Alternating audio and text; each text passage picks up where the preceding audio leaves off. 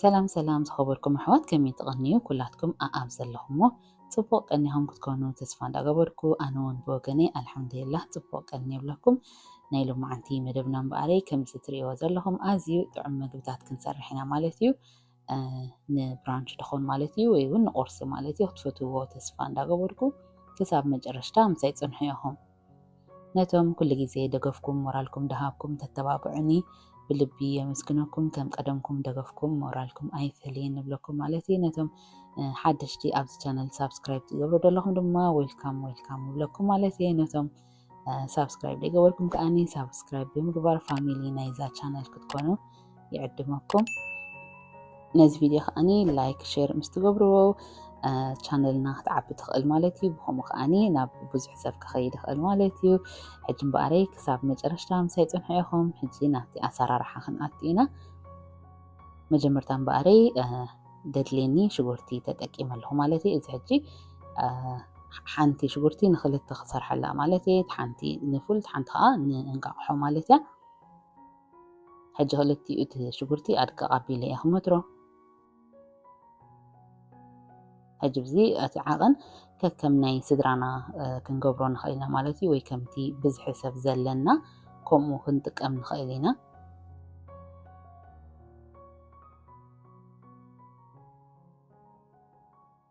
حجم بار أب باديلا كقبرئي تيا فرق دمتركوها مالتي كم تلبلكون أدقى قبيلي إمتيريو زي خاني تيا فرقي مالتي أتي شكرتي قرب عبيد بلت يعني ران إيش تدقى سلازي كونتي أفكلته تدقى من لاد الله مالتي حجينا تفرق خاني كم قالك أدقى قبيلة متيرة خاني أب باديلا غيرك سختتي مالتي بحوها قبرئي كبسلو حجينا تفولنا قربتي زيتي قبرل إيه مخنياتو دحري زيتي جلس لنا وسخلو مالتي ونتا نقع حناجن دا أخلو دبلناو زيتي قبرل إيه حجم باري أساساً ندا تقلوا خلوا خاني حجي أبزي كوميدرة خمتريت كوميدرة ححالة كوميدرة تقامي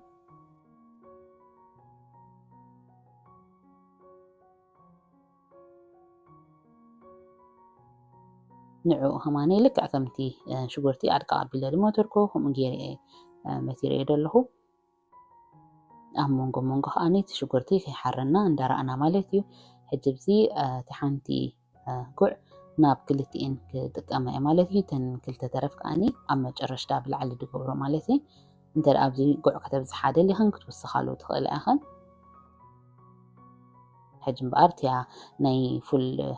مس تقلوت مالتي كوميدارا جير اللهو اتحانتون ناي نقاوحنا تقالي الله مالتيا حجم بار أفتا ناي فل حانتي من كان إيشتي بربرة خجبر اللو إيك أمرماني حانتي من كان إيشتي كأني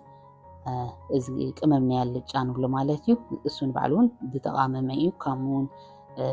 كورياندر قلم تدلو مالتي تقمم كن حجي سريحنا لنا أب تحتيك قد فلكني حجم باري نتي شغورتي نتي كممن كأنا حنساب كله قبل مستي شغورتي كوميدرة حنساب كغرفة إيه بربرخ أصل إزغبرنا له مالتيو حجت ما كانت تقيمة لهون إيشتي تقيمة ناي شاهين إيشتي كومي تقيمة إزغاتي فول تقوموا له مالتيو انت رأى ناي جزاري لهونو ناي جزا تقامات خليهن إذن نايتاني كايدة تقيمة لهون عو أطريا بيلي حاتي مالتي كافتي تعالي خو دمت سماي أطريا بيلي بمسافة في جيرة مالتي حاتي حجي أفتي دستي ياريتا باريلا مسكبركم بأري ماي جيرة حنساب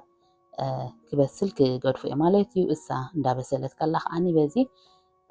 تي كوميدرة ناي نقاوحو مالتي تقالي مايو مسودة خاني نقاوحو قبر للهو أتيلا خاني بربرة تسلمين شعو انك قبر لي زي فريتاتا مالتيو هو الحانت فلي نقرا يكونن ما نمسبك قبرو دخو إليو انزي أجيرا خاني زي كمامان كلها ودي على مالتي حجم مفسد راح يتجرفو مالتي نتي نقاوحو أتافل كأني كم زبلكوهن حنساب نايتي تعشي قودي نبري ترربليتي بالدونغا حنساب ما يجبرا بيلنا أبسل مسبلنا قرب هرم مسبلو تحوي كلسلس لزجمر كنشوفلو نخيل مالتي أو خلوجن تريريو كنشوفلو قرب كترناي حجم بأركة مستري إلى لهن حنساب في اللحم سبالة مالتيو بناي مجفلق غيره نتي بالدون كمالتيو كجفلق هجمري حجي أنا كله أي جفلق كون قليو أو هلو فري دبلا قدي فلو له أبز حجي كم رجع خن كتكبرات خليهن مالتيو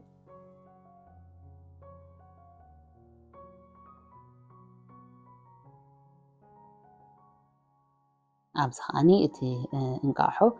يا ባዴላ ተጠቂመላ ደለኹ ንእስ ዝበለ ስለ ዝኾነ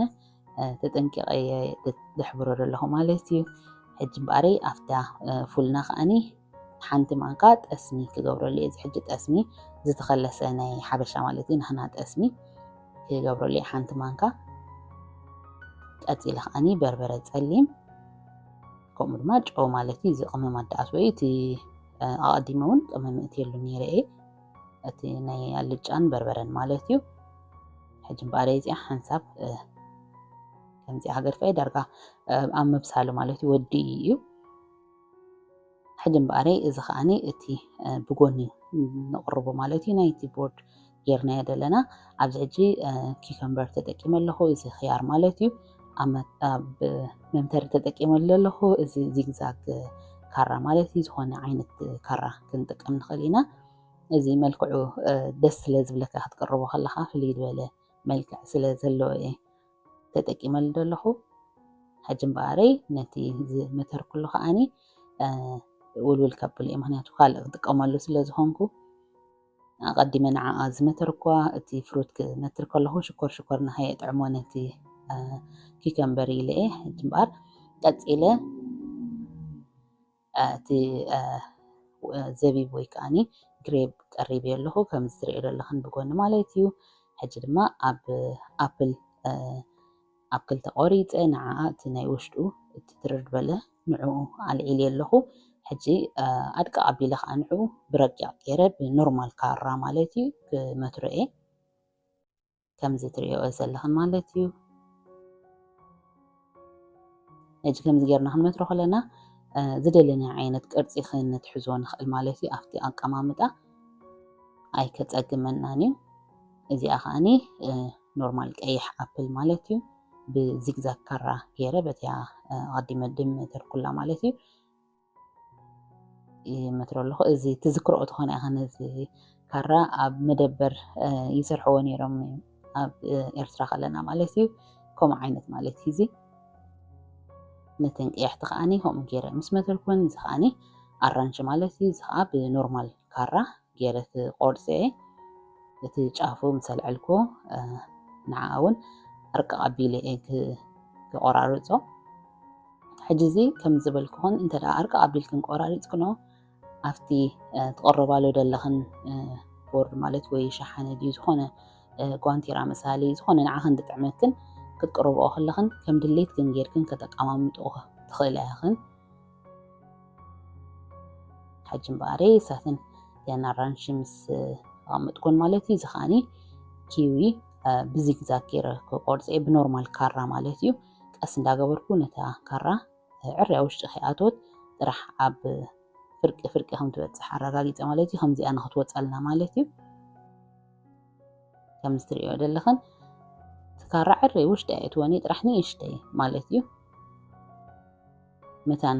እቲ ኪዊ ዚግዛግ ንክቁረፀልና ማለት እዩ እዚ ከምዚ ጌርና ነቐራርቦ ነቲ ቀሪብና ዘለና ቁርሲ መልክዕ ንክህቦ ማለት እዩ እምበረ ከምዚ ዝደለኽን ጌርክን ክትቆራርፆ ትኽእል ኢኽን እዚ ሕጂ እቲ ፍሩትካ ኣብ ገዛ ዝነበረ ወይ ከምዚ ሓድሽ ኣስቤዛ ምስ ገበርካ ትገብሮ ከምዚ ብሕልፊ ኣብ ዊኬንድ ክኸውን ከሎ ኩላካ ኣብ ገዛ ስለ ዘለኻ መሓዙትካ ይመፁ ወይ ዕሮኽቲ ሰብኡትክን ዝኾነ ክመፅእ ከሎ ከምዚ ጌርካ ክትቅርቦ ትኽእል ማለት እዩ እዚ ንብዝሕ ዝበለ ሰብ እውን ከመግብ ይኽእል ማለት እዩ እዚ ከዓኒ ክሪም ቺዝ ማለት እዩ ዝገብር ዘለኹ እዚ ከዓኒ መልመላታ ማለት እዩ እዚ ሕጂ ግድን ኣይኮነን ኩሉ ክህልወና ወይ ኩሉ ክንገብሮ ኣብ ገዛ ብዘለክን ቁርሲ ድሓሰብ ክንኦ ግን እቲ ኣቀራርባ ፍልይ ዝበለ ካብቲ ኩሉ ግዜ ጌርና ንቅርቦስ ብፍልይ ዝበለ ጌርና ክንቅርቦ ከለና ማለት እዩ ከምዚ ፍሉይ ነገር ኮይኑ ወላ ይስምዖም ነተን ሰባት ማለት እዩ እዚኣ ከዓ እቲያ እንቃሖ ዝገበርናያ እንቃሖና ማለት እያ እቲ ከም ዝበልኩን እቲ ባዴላ ተጠቂመሎ ዘለኹ ንእስ ዝበለ ስለዝኾነ ኣብቲ መቐረቢ ኢዚ ክቕመጠለይ ይኽእል እዩ እዚኣ ከዓ እቲያ ፉል ማለት እያ ንዓ እውን ከምዛ ትሪኣ ዘለኽን ኣብ ንእሽተይ ባዴላ ገልቢጥ ኣለኹ ማለት እዩ ሕጂ ብላዕሊ ጉዕ ክገብረሉ እቲ እተን ተሪፈን ዝነበራ ጉዕ ማለት እዩ ከምኡ ድማ ንእሽተይ ኮሚደረ ገይረላ ኣለኹ ነታ ፉል ነቲ እንቃሖ ከዓኒ ጉዕ ጥራሕ ገይረላ ማለት እዩ ነታ ፉል ሕጂ ብዚ ፈታ ቺዝ ክገብረሉ እየ ብላዕሊ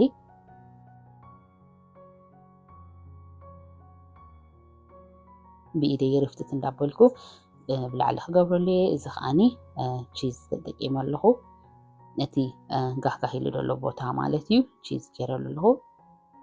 እዚ ሓደ ከዓኒ ክሪም ቺዝ ማለት እዩ እዚ ናይ ላባሽ ክሪት 3 ኣንጎሎ ማለት እዩ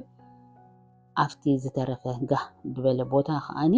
ባኒ ይገብረሉ ኣለኹ እዚ ናይ ዓረብ ባኒ ማለት እዩ ቆሪፀ ገይረሉ ኣለኹ እዚ ድማ ክራከር ማለት እዩ ሕጂ ብዚ ዝደለነ ዓይነት ባኒ ዝደለነ ዓይነት ክራከር ክንጥቀም ንኽእል ኢና ከምዚ ከዓኒ ኩላተን ተዳልየና ኣለዋ ማለት እዩ ሕጂ ተሪፋ ዘላ ብላዕሊ ኦሊቭ ኦይል ክገብረላ ዓይነት እያ ፉል ማለት እዩ ከምዚ ሕጂ በቃ ኩለን ተዳልየና ኣለዋ ሕጂ ሻሂ ማለት እዩ እዚኣ ከዓ ደይትተርፍ ናይ ቁርሲ ማለት እዩ ሻህና ከዓኒ ኣፍሊሐ ከምዚኣ ገይረ ቀዲሐየን ኣለኹ ከምዚ እምበኣር ኩላ ተዳልያ ኣላ ሕጂ እዚ ኣብ ሓፂር ግዜ ክትዳልዎ ትኽእል እዩ ኩሉ እቲ ንቁርሲ ንገብሮ ቁርሲ ሕልፍ ክብለካ ከሎ ከምዚ ናብ እዋን ምሳሕ ክቀራርብ ከሎ ብሕልፊ ኣብ ቀዳመ ሰንበት ኣብቲ ንዕርፈሉ ከምዚ ጌርና ክንቀራርቦ ንኽእል ማለት እዩ ወላ ሰብ መፂና እውን ከምዚ ጌርና ክንቀርብ ንኽእል ኢና ወላ ሓንቲ ፀገም የብሉን ወላ ንዓይንኻ ክትሪኦ ከመን ብጣዕሚ እዩ ደስ ትብለካ ኣብ ገዛ ብዘለና ማለት እዩ ግድን ኣይኮነን ዝኾነ ዓይነት ጌርና ክንቀርቦ ንኽእል ኢና ወላ 2 ዓይነት ፍሩት ጥራሕ ወላ 3 ዓይነት ፍሩት ተለና ከምዚ ጌርና ክንቀራርቦ ንኽእል ማለት እዩ ናይ ሎማዓንቲ መደብና እምበኣሪ ነዚኣ ትመስል ነይራ ፈቲኽንኣ ደስ ኢላትክን ክትከውን ተስፋ ገበር ማለት እዩ እንተደኣ ጠቃሚ ኮይኑ ረኺብክንኦ ደስ እንተደኣይልክን ናብ ፈተውትክን ማሓዙትክን ቤተሰብክን ሼር በለውዕኽን ክሳብ ብካልእ ቪድዮ ድምለሰክን እምበኣር ንኩልኻትክን ኣብ ዘለኽንኦ ሰሰና እዩ